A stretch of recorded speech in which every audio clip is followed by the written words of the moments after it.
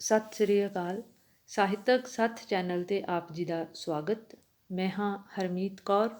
ਅੱਜ ਦੀ ਕਲਾਸ ਵਿੱਚ ਅਸੀਂ ਗੁਰੂ ਨਾਨਕ ਦੇਵ ਜੀ ਦੇ ਸ਼ਲੋਕ ਭਾਗ 3 ਦੇ ਤਹਿਤ ਪ੍ਰਸੰਗ ਸਹਿਤ ਵਿਆਖਿਆ ਕਰਨ ਜਾ ਰਹੇ ਹਾਂ। ਗੁਰੂ ਨਾਨਕ ਦੇਵ ਜੀ ਦੇ ਇਸ ਸ਼ਲੋਕ ਕੂੜ ਰਾਜਾ, ਕੂੜ ਪਰਜਾ, ਕੂੜ ਸਭ ਸੰਸਾਰ, ਕੂੜ ਮੰਡਪ, ਕੂੜ ਮਾੜੀ, ਕੂੜ ਬੈਸਨ ਹਾਰ ਦੇ ਵਿੱਚ ਗੁਰੂਦੇਵ ਨੇ ਸੰਸਾਰਿਕ ਨਾਸ਼ਮਾਨਤਾ ਦੇ ਹਵਾਲੇ ਦੇ ਨਾਲ ਮਨੁੱਖ ਨੂੰ ਪ੍ਰੇਰਿਤ ਕਰਨ ਦਾ ਇੱਕ ਸੰਦੇਸ਼ ਜਾਂ ਪੈਗਾਮ ਦਿੱਤਾ ਹੈ।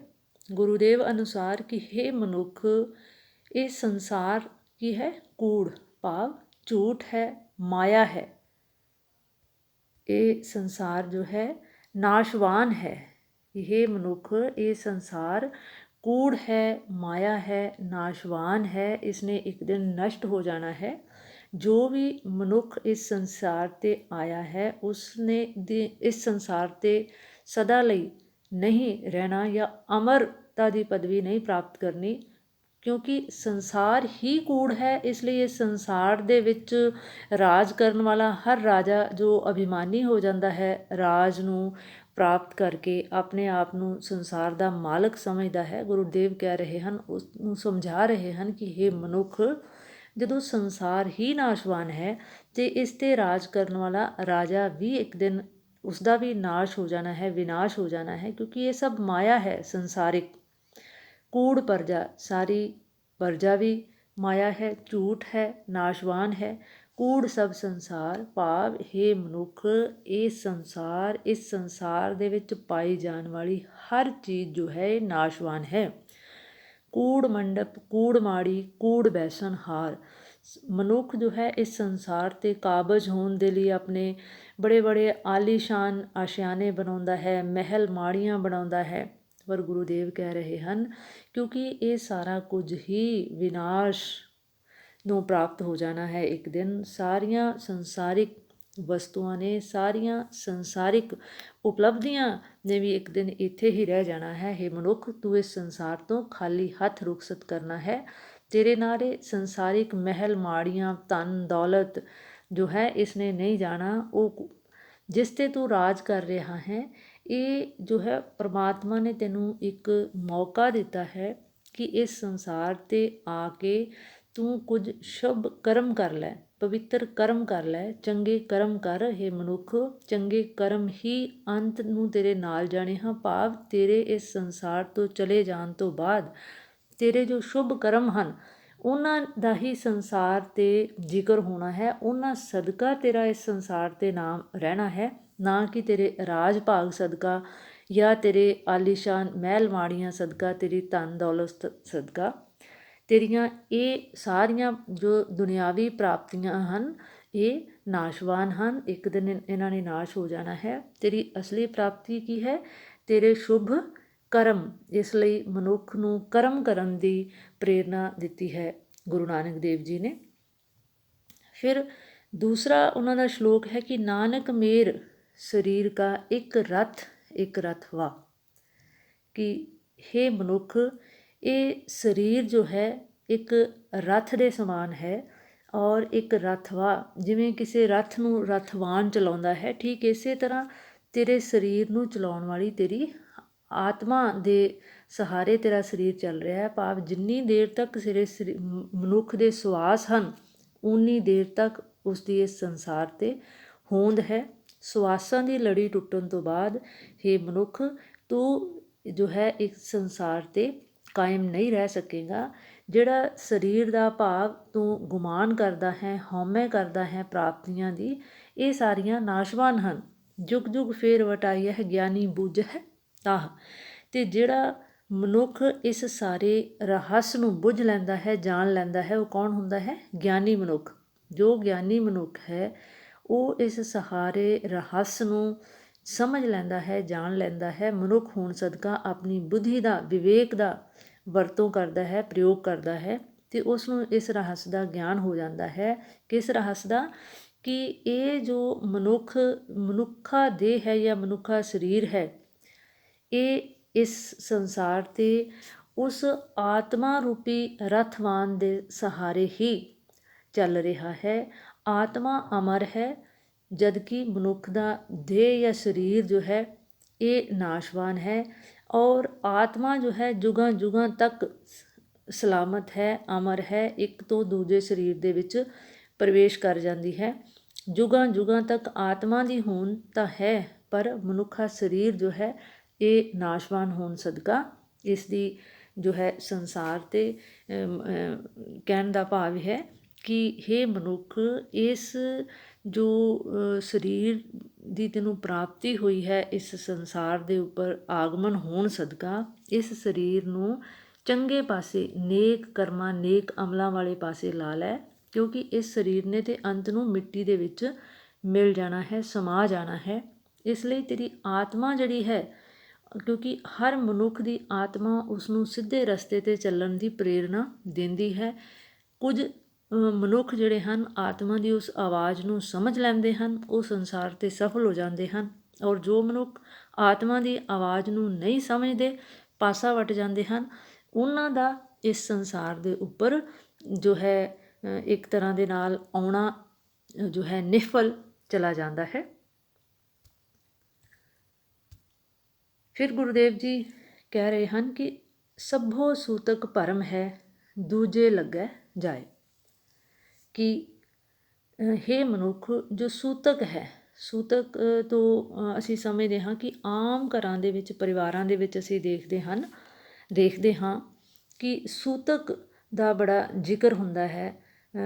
ਗੁਰੂਦੇਵ ਕਹਿ ਰਹੇ ਹਨ ਕਿ ਇਹ ਸਭ ਤਰ੍ਹਾਂ ਦੇ ਜੋ ਸੰਸਾਰਿਕ ਸੂਤਕ ਹਨ, ਇਹ ਵਹਿਮ, ਇਹ ਭਰਮ ਹਨ, ਇਹ ਭੁਲੇਖਾ ਹੈ, ਮਨੁੱਖ ਦੇ ਮਨ ਦਾ ਵਹਿਮ ਹੈ। ਅਸਲ ਦੇ ਵਿੱਚ ਸੂਤਕ ਜੋ ਹੈ ਕਦੇ ਵੀ ਇੱਕ ਤੋਂ ਦੂਜੇ ਨੂੰ ਨਹੀਂ ਲੱਗ ਸਕਦਾ। ਇਹ ਮਨੁੱਖ ਦੇ ਬਣਾਏ ਹੋਏ ਵਹਿਮ ਹਨ ਕਿ ਜੇ ਕਿਸੇ ਦੇ ਘਰ ਕਿਸੇ ਦਾ ਜਨਮ ਹੋਇਆ ਹੈ ਤਾਂ ਕਿਹਾ ਜਾਂਦਾ ਹੈ ਕਿ ਉਸ ਘਰ ਦੇ ਵਿੱਚ ਸੂਤਕ ਹੈ। ਜੇ ਕਿਸੇ ਦਾ ਮਰਨਾ ਹੈ ਤਾਂ ਕਿਹਾ ਜਾਂਦਾ ਹੈ ਕਿ ਉਸ ਘਰ ਦੇ ਵਿੱਚ ਸੂਤਕ ਹੈ। ਭਾਵ ਜਨਮ ਅਤੇ ਮਰਨ ਦੋ ਜੋ ਅਜਿਹੀਆਂ ਉਪਲਬਧੀਆਂ ਹਨ, ਜਾਂ ਅਜਿਹੀਆਂ ਜਨਮ ਅਤੇ ਮਰਨ ਜੋ ਹੈ ਇੱਕ ਦੋ ਸਿਰੇ ਹਨ ਜ਼ਿੰਦਗੀ ਦੇ। ਭਾਵ ਇਹ ਜ਼ਿੰਦਗੀ ਹੈ, ਜ਼ਿੰਦਗੀ ਦਾ ਇੱਕ ਸਿਰਾ ਹੈ ਜਨਮ ਅਤੇ ਦੂਸਰਾ ਸਿਰਾ ਹੈ ਮਰਨ। ਅਤੇ ਇਹ ਦੋਵੇਂ ਸਿਰੇ ਜਿਹੜੇ ਹਨ ਇਹ ਹੀ ਮਨੁੱਖ ਦੇ ਹੱਥ ਵਿੱਚ ਨਹੀਂ ਹਨ। ਇਹ ਦੋਵੇਂ ਸਿਰੇ ਜਿਹੜੇ ਹਨ ਇਹ ਕਿਸ ਦੇ ਹੱਥਾਂ ਵਿੱਚ ਹਨ? ਉਸ ਨਿਰਾਕਾਰ ਅਦਿੱਖ ਸ਼ਕਤੀ ਦੇ, ਉਸ ਬ੍ਰਹਮੰਡੀ ਜੋਤ ਦੇ ਹੱਥ ਵਿੱਚ ਹਨ। ਸੋ ਗੁਰੂਦੇਵ ਕਹਿ ਰਹੇ ਹਨ ਕਿ ਹੇ ਮਨੁੱਖ, ਜਦੋਂ ਤੇਰੇ ਦੋ ਸਿਰੇ ਹੀ ਤੇਰੇ ਹੱਥ ਵਿੱਚ ਨਹੀਂ ਹਨ, ਜਨਮ ਅਤੇ ਮਰਨ, ਅਤੇ ਵਿਚਲਾ ਸੰਸਾਰ ਜੋ ਹੈ ਇਸ 'ਤੇ ਕਾਬਜ਼ ਹੋਣ ਦੇ ਲਈ ਤੂੰ ਪੂਰਾ ਤਰਲੋ-ਮੱਛੀ ਹੁੰਦਾ ਹੈ, ਬੜੀਆਂ ਕੋਸ਼ਿਸ਼ਾਂ ਕਰਦਾ ਹੈ, ਅਤੇ ਇਸੇ 'ਤੇ ਕਾਬਜ਼ ਹੋਣ ਦੇ ਲਈ ਵਿਚਲੇ ਜੋ ਇਹ ਜਨਮ ਅਤੇ ਮਰਨ ਦੇ ਵਿਚਕਾਰਲੀ ਜਿਹੜੀ ਵਿੱਥ ਹੈ, ਇਸ 'ਤੇ ਕਾਬਜ਼ ਹੋਣ ਦੇ ਲਈ ਸਾਰੀ ਉਮਰ, ਸਾਰੀ ਆਰਜ਼ਾ ਮਨੁੱਖ ਜ਼ੋਰ ਲਾਉਂਦਾ ਹੈ, ਪਰ ਫਿਰ ਵੀ ਅਸਫਲ ਰਹਿੰਦਾ ਹੈ। ਕਿਉਂ? ਕਿਉਂਕਿ ਇਹ ਦੋ ਜੋ ਸਿਰੇ ਹਨ, ਜੇਕਰ ਮਨੁੱਖ ਦੇ ਇਹੀ ਵੱਸ ਵਿੱਚ ਨਹੀਂ ਹਨ ਅਤੇ ਵਿਚਲੇ ਜੀਵਨ ਨੂੰ ਵੱਸ ਵਿੱਚ ਕਰਨ ਦਾ ਕੋਈ ਫਾਇਦਾ ਨਹੀਂ ਹੈ। ਕਿਉਂ? ਕਿਉਂਕਿ ਜੰਮਣਾ ਮਰਨਾ ਹੁਕਮ ਹੈ, ਭਾਣੈ ਆਵੈ ਜਾਏ। ਜੰਮਣ ਅਤੇ ਮਰਨ ਜਿਹੜਾ ਹੈ ਉਹ ਉਸ ਪਰਮਾਤਮਾ ਦੇ ਹੁਕਮ ਅਨੁਸਾਰ, ਜਾਂ ਉਸ ਕਾਦਰ ਦੇ, ਜਾਂ ਉਸ ਕੁਦਰਤ ਦੇ ਹੁਕਮ ਅਨੁਸਾਰ ਹੁੰਦਾ ਹੈ। ਜੋ ਕੋਈ ਇਸ ਸੰਸਾਰ 'ਤੇ ਆਉਂਦਾ ਹੈ ਜਾਂ ਚਲਾ ਜਾਂਦਾ ਹੈ, ਉਸਦੇ ਭਾਣੇ ਅਨੁਸਾਰ ਹੁੰਦਾ ਹੈ, ਉਸਦੇ ਹੁਕਮ ਅਨੁਸਾਰ ਹੁੰਦਾ ਹੈ, ਉਸਦੀ ਰਜ਼ਾ ਅਨੁਸਾਰ ਹੁੰਦਾ ਹੈ। ਫਿਰ ਹੇ ਮਨੁੱਖ, ਜਨਮ ਅਤੇ ਮਰਨ ਨੂੰ ਤੂੰ ਸੂਤਕ ਕਿਵੇਂ ਮੰਨਦਾ ਹੈ? ਕਿਉਂਕਿ ਜੰਮਣਾ ਅਤੇ ਮਰਨਾ ਦੋਹੇ ਅਵਸਥਾਵਾਂ ਹਨ ਜ਼ਿੰਦਗੀ ਦੀਆਂ, ਇਹ ਮਨੁੱਖ ਦੇ ਵੱਸ ਵਿੱਚ ਨਹੀਂ ਹੈ। ਇਸੇ ਲਈ ਹੀ ਇਹਨਾਂ ਨੂੰ ਇਹ ਜੋ ਹੈ ਮਨੁੱਖ ਨੇ ਸੂਤਕ ਗਰਦਾਨ ਦਿੱਤਾ ਹੈ। ਗੁਰੂਦੇਵ ਕਹਿ ਰਹੇ ਹਨ ਕਿ ਅਸਲ ਦੇ ਵਿੱਚ ਜਨਮ ਅਤੇ ਮਰਨ ਸੂਤਕ ਨਹੀਂ ਹਨ, ਇਹ ਜ਼ਿੰਦਗੀ ਦੀਆਂ ਦੋ ਅਵਸਥਾਵਾਂ ਹਨ। ਔਰ ਇਹ ਅਵਸਥਾਵਾਂ ਜੋ ਹੈ ਇਹ ਕਦੇ ਵੀ ਮਾੜੀਆਂ ਨਹੀਂ ਹੋ ਸਕਦੀਆਂ। ਇਹਨਾਂ ਦੇ ਪ੍ਰਤੀ ਕਿਸੇ ਤਰ੍ਹਾਂ ਦਾ ਭਰਮ ਨਹੀਂ, ਵਹਿਮ ਨਹੀਂ ਕਰਨਾ ਚਾਹੀਦਾ। ਇਸ ਨੂੰ ਸੂਤਕ ਗਰਦਾਨ ਦੇਣ ਦਾ ਕੋਈ ਵੀ ਜੋ ਹੈ ਕਾਰਨ ਬਣ ਹੀ ਨਹੀਂ ਸਕਦਾ। ਕਿਉਂ? ਕਿਉਂਕਿ ਜੇਕਰ ਜਨਮ ਅਤੇ ਮਰਨ ਸੂਤਕ ਹੈ ਅਤੇ ਫਿਰ ਤਾਂ ਹਰ ਪਲ, ਹਰ ਘੜੀ ਸੰਸਾਰ ਦਾ ਕੋਈ ਅਜਿਹਾ ਕੋਨਾ ਹੀ ਨਹੀਂ ਹੈ, ਕੋਈ ਅਜਿਹੀ ਜਗ੍ਹਾ ਹੈ ਹੀ ਨਹੀਂ ਜਿੱਥੇ ਕੋਈ ਜੀਵ ਕੋਈ ਜੋ ਹੈ ਕੀਟਾਣੂ, ਕੋਈ ਵਿਸ਼ਾਣੂ ਜਨਮ ਨਾ ਲੈ ਰਿਹਾ ਹੋਵੇ। ਇਸ ਦਾ ਮਤਲਬ ਸਾਰਾ ਸੰਸਾਰ ਹਰ ਪਲ ਸੂਤਕ ਦੇ ਵਿੱਚ ਹੈ। ਜਨਮ ਹਰ ਪਲ ਅਨੇਕਾਂ ਕਰੋੜਾਂ ਕਰੋੜ ਜਿਹੜੇ ਹਨ ਜੀਵ ਕੀਟਾਣੂ ਨਿੱਕੇ ਨਿੱਕੇ ਪੈਦਾ ਹੁੰਦੇ ਹਨ ਅਤੇ ਕਰੋੜਾਂ ਕਰੋੜਾਂ ਹੀ ਮਰ ਜਾਂਦੇ ਹਨ। ਸੋ ਜੇਕਰ ਜਨਮ ਅਤੇ ਮਰਨ ਸੂਤਕ ਹੈ ਤਾਂ ਫਿਰ ਤਾਂ ਸੰਸਾਰ ਦੇ ਵਿੱਚ ਕੋਈ ਜਗ੍ਹਾ ਅਜਿਹੀ ਹੈ ਹੀ ਨਹੀਂ ਜਿੱਥੇ ਸੂਤਕ ਨਾ ਹੋਵੇ। ਇਸ ਲਈ ਗੁਰੂਦੇਵ ਨੇ ਮਨੁੱਖ ਨੂੰ ਵਹਿਮਾਂ ਭਰਮਾਂ ਤੋਂ ਉੱਪਰ ਉੱਠ ਕੇ ਆਪਣੇ ਮਨ ਨੂੰ ਜੋ ਹੈ ਚੰਗੇ ਕਰਮਾਂ ਵਾਲੇ ਪਾਸੇ, ਆਪਣੇ ਮਨ ਦੀ ਸੋਚ ਨੂੰ ਸਹੀ ਦਿਸ਼ਾ ਵਿੱਚ ਮੋੜਨ ਦੇ ਲਈ ਮਨੁੱਖ ਨੂੰ ਸੰਦੇਸ਼ ਦਿੱਤਾ ਹੈ ਇਸ ਸ਼ਲੋਕ ਦੇ ਰਾਹੀਂ।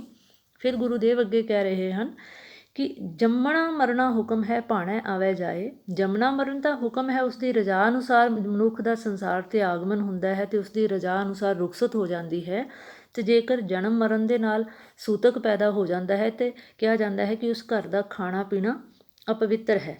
ਖਾਣਾ ਪੀਣਾ ਪਵਿੱਤਰ ਹੈ। ਗੁਰੂਦੇਵ ਕਹਿ ਰਹੇ ਨੇ ਕਿ ਖਾਣਾ ਪੀਣਾ ਕਦੀ ਅਪਵਿੱਤਰ ਹੋ ਹੀ ਨਹੀਂ ਸਕਦਾ। ਖਾਣਾ ਪੀਣਾ ਤਾਂ ਪਵਿੱਤਰ ਹੈ। ਦਿੱਤੋ ਰਿਜ਼ਕ ਸੰਭਾਹੇ, ਕਿਉਂਕਿ ਉਸ ਕਾਦਰ ਨੇ, ਉਸ ਕੁਦਰਤ ਨੇ, ਉਸ ਪਰਮਾਤਮਾ ਨੇ, ਉਸ ਇਲਾਹੀ ਜੋਤ ਨੇ ਤੈਨੂੰ ਇੰਨਾ ਰਿਜ਼ਕ ਦੁਨੀਆ ਦੇ ਉੱਪਰ ਇੰਨੀਆਂ ਦੌਲਤਾਂ ਦਿੱਤੀਆਂ ਹਨ। ਸੰਭਾਹੇ, ਇਹਨਾਂ ਇਕੱਠਾ ਕਰਕੇ ਧਨ ਦੌਲਤ ਦੇ ਢੇਰ ਤੇਰੇ ਲਈ ਉਸਾਰੇ ਹਨ ਕਿ ਹੇ ਮਨੁੱਖ, ਤੂੰ ਇਸ ਸੰਸਾਰ 'ਤੇ ਆ ਕੇ ਹਰ ਤਰ੍ਹਾਂ ਦੇ ਸੁੱਖ ਵੀ ਮਾਣ ਅਤੇ ਆਪਣੇ ਸ਼ੁਭ ਕਰਮ ਵੀ ਕਰ।